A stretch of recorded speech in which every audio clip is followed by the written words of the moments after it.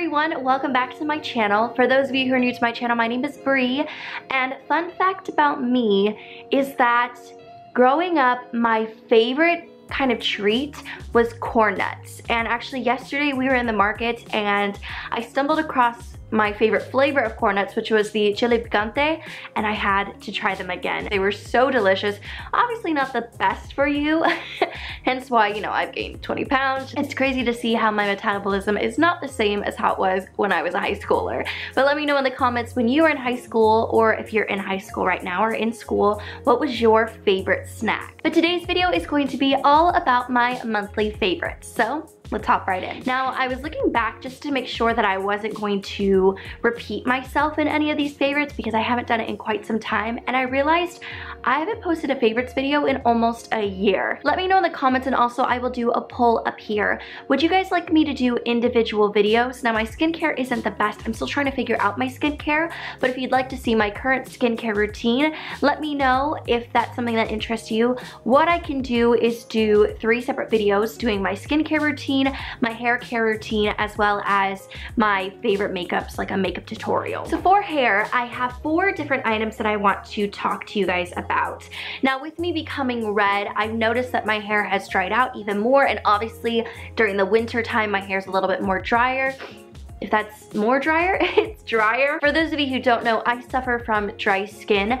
Now, I did look it up because I was confused as to the difference between dry skin and dandruff, and I've come to realize that I just have dry skin on my head. During the winter time, my hair will get really dry and start to flake. Now, the difference between dandruff and dry skin, dandruff happens when you produce too much oil. Dry skin happens when you don't have any oil, and that's what's happening with my hair. Kind of giving you a little bit more information probably than you need, but if you suffer from this, I guess it'll help you. The way that you can figure that out is by feeling the flakes. If it feels oilier, that's dandruff. If it feels dry and very thin and brittle, it's dry skin. So I have dry skin on my scalp, and during the winter time it's been terrible, and you're not supposed to wash your hair as much, but I want to wash it out. It's a hot mess. So the items that I've been using have really been focusing on A, maintaining my color, B, getting rid of the dandruff, and C, really nourishing my scalp and my hair. The first one is this TXTR by Cantu, which I believe is the same as Cantu Beauty that I'm obsessed with. It's the apple cider vinegar and tea tree soothing shampoo. Fights dryness and soothes itching. It's sulfate and paraben free. First of all, I love the tip, because with this type of tip you can really get into your roots and really get into those really hard, difficult places to get shampoo, and you place it all over your head. It doesn't smell as bad as I would have thought it would, since it's apple cider vinegar and I'm not the biggest fan of vinegary scents, but you put that on your scalp and you really massage it in. And because of the tea tree oil, if you've ever tried any dandruff shampoos like Head and Shoulders, you know how you get that tingly sensation? That's what this does, but I like the fact that it is sulfate and paraben free. With Head and Shoulders, I don't know if that is the case, and because I'm doing the curly hair method, I'm trying to stay away from any sulfates, any parabens, and also if it has any silicone. In order for me to maintain my red hair, I've had to use some colorful shampoo, and I've been mixing these 2 together. These are the Watercolors Intense Shampoo that helps maintain and create hair color, and it keeps colors intense. So I have red and I have purple. Now, these do not contain parabens, salts, sulfates, or peroxides. Oh my god. Have you guys ever had it where your nose itches so badly? They don't contain any of those harmful chemicals, which is wonderful. These are extremely bright. Let me tell you, whenever I use this, it looks like a murder scene. I have to quickly wash it off, otherwise it will stain. Needless to say, what you see on the bottle is what you're getting. I am grateful that my hairstylist did pick these up for me. They are on the pricier side, but I do tend to mix these with any of my other shampoos, create a little concoction so it's not drying out my scalp, and then I'll let it sit in my hair for like 5 minutes and wash it out. By the way, I'm still trying to wake up, so if my vocabulary isn't the best and I'm kind of sounding like Joey from Friends, I apologize. And then to help bring back protein into my hair, I have been using the Shea Moisture Manuka Honey and Yogurt Hydrate and Repair Protein Power Treatment with Mafura and Baobab oils. It has no sulfates, no phthalates, no parabens, no propylene glycol, no mineral oil, no animal testing, and no petrolatum. yeah, whatever it is. But I love this mask. I will use this when I need a lot of moisture and a lot of protein. What happens is when your hair gets damaged, you lose protein. And for me, the best way to get protein back is to do hair mask. Now this hair mask is super thick. A little bit goes a long way. Kind of smells like Manuka honey. It is cruelty free. All of these items are cruelty free that I will be mentioning. But I've noticed that when I use this on my hair, my curls come back to life. Oh my goodness. There are times where, I don't know if you could see, they're kind of limp. Right now, my hair is just ready for work because I have to go to work after this, but they can be a little limp and a little dull. After using this twice, after using this actually once, my hair instantly sprung to life and it was amazing. This is a little bit more on the pricier side when it comes to drugstore hair care, but I think it's worth it, especially since you're only using a little bit at a time, and it is color safe, which is great as well. I only have one skincare item that I wanted to share with you guys, just because like I said, I'm still trying to figure out my holy grail staple routine. There is something that I have been in love with. So I should say, before finding this, my favorite eye makeup remover was the Mary Kay oil-free makeup remover. I'll insert a picture right here, but I was in love with that. It really was able to take away waterproof mascara without leaving any residue. And I wasn't able to find anything that I love to replace that would be cruelty free until I found this. This is by Ulta, and as you can see, I've used a grip of this, but this is the Ulta Beauty Waterproof Eye and Lip Makeup Remover, enriched with coconut water, cucumber fruit extract, and aloe. This stuff is so gentle on your eyes, but takes away anything. My eyebrows are waterproof as well as my mascara, and this takes it away instantly. I think it was like $8. Right now they have it on sale for $4.99 because I did pick up a backup for the Ulta Beauty 21 Days of Beauty sale. It's not greasy at all, which I love, and it doesn't leave any residue on your face, which, I mean, that's always a bonus too. So if you're in the market for finding a new cruelty-free waterproof makeup remover that doesn't sting your eyes if it gets inside of your eyes, I would look into this. It's amazing. Holy grail foundation at the moment is the Fenty Beauty Pro Filter Soft Matte Longwear Foundation, and I'm in the shade 190. Even though I have dry skin, this is great on my skin. I've noticed that it doesn't cling onto any dry patches. It just looks like a second layer of skin, and I love, love, love this. I've noticed that there isn't any transfer. Like right now I'm wearing my It Cosmetics CC cream just because I'm working out in the sun today, and I wanted a little bit of SPF on my face, and this doesn't have SPF, but if I am taking professional photography, I always, always, always use this foundation. It matches my skin tone perfectly. I love this, and so when I am done, this is the only foundation that I have in my collection. That's how good it is. All right, next up, I'm gonna talk about a contour. Now, I have found a great stick contour. This is the Anastasia Beverly Hills Fawn Stick Foundation in the shade Contour. And is the shade Contour? No, it's the contour stick in the shade Fawn. That is the color right here. Here, I'll do a little bit of a swatch. I can do that for you guys. So that is it right there. It's more of the cool tone side, but it's light enough for my skin where it isn't too intense. I'm actually wearing it today. This has been wonderful. It blends out easily. It doesn't look muddy on your face, which is great. And you can wear this underneath your foundation as well as on top. And the brush that I've been using to blend this out is this brush right here. It has been amazing for blending out my cream products. It doesn't soak up your product, but it's small enough to be able to get into that cheekbone area and get a precise contour. Let me know. I will put a poll up above as well, but let me know in the comments, do you want me to do a full in-depth video talking about my makeup brushes? This is the only makeup brush that I'm talking about today, but I love all of my makeup brushes. It's why I have so many of them. I have not done a full makeup brush collection video. If that's something that you would want me to do and just sit down and explain how I use the brush, why I like the brush, if there is a dupe for it, let me know if that's something that interests you, and then I can possibly film that in April or May. Next up, I'm gonna talk about a powder. I don't know if I've talked about this powder before, but this is the Too Faced Born This Way Ethereal Setting Powder. I love, love, love this powder. Obviously I love it if it's in my favorites. I've used about half of it already.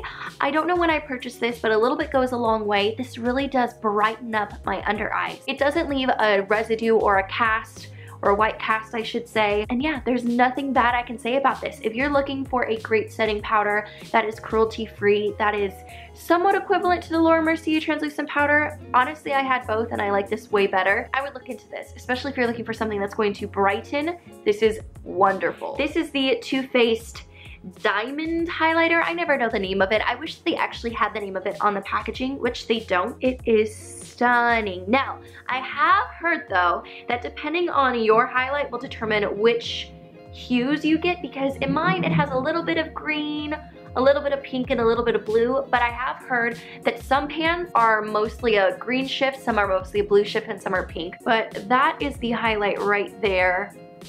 If you've watched any of my recent videos and I have like this beaming highlight with like the purple, I wore this on my skin. It really is one of those shocking highlights. It is gorgeous. This blush has been a staple in my collection. This is the Burts blush with bamboo in the shade Toasted Cinnamon. I purchased this because of Kathleenlights. I love Kathleenlights. She is just so quirky and down to earth, and she raved about this blush. Now, it can be a little too orange for me. I do have to do a light hand because that is the shade right there. But if I'm wanting a bronzy glow from within kind of look, kind of like a JLo vibe, this is the perfect blush. It lasts all day. I'm gonna take this with me to the Bahamas. It gives me just this beautiful warmth to my skin, and yeah, during the summertime, I feel like this is gonna be the only blush that I really use. I love even the little like honeycomb packaging. It's so cute, so sleek. I wanna pick up other shades as well. If they come out with a mauve or more of like a neutral, I'm definitely gonna pick up that one. But yeah, I love that blush. Last face product is the Urban Decay All Nighter Makeup Setting Spray. This setting spray, whenever I put it on my face, I don't have to worry about my makeup moving or shifting or anything, especially since I work out in the sun. For those of you who don't know, I am one of the Pets Rule hosts at SeaWorld. I perform outside and the sun is always hitting us. And luckily with this, I know that my makeup is not going to run, it's not going to move, smudge, anything. This stuff has been my saving grace. And once I am done with my Mara Badescu setting sprays, this will be the only makeup setting spray that I have in my collection. It's that good. All right, we're gonna move on to eye products. So I have a couple of palettes. First palette that I've been in love with is the BoxyCharm Winky Luxe Kitten Palette. I got this in my BoxyCharm back when I was subscribed to BoxyCharm. This is a cruelty-free, paraben-free, and gluten-free palette. Isn't that stunning? I love it because it's neutral, but it's also colorful at the same time. This shade right here, this shade, you guys, it is so beautiful. It has like a duochrome where it has pink and green.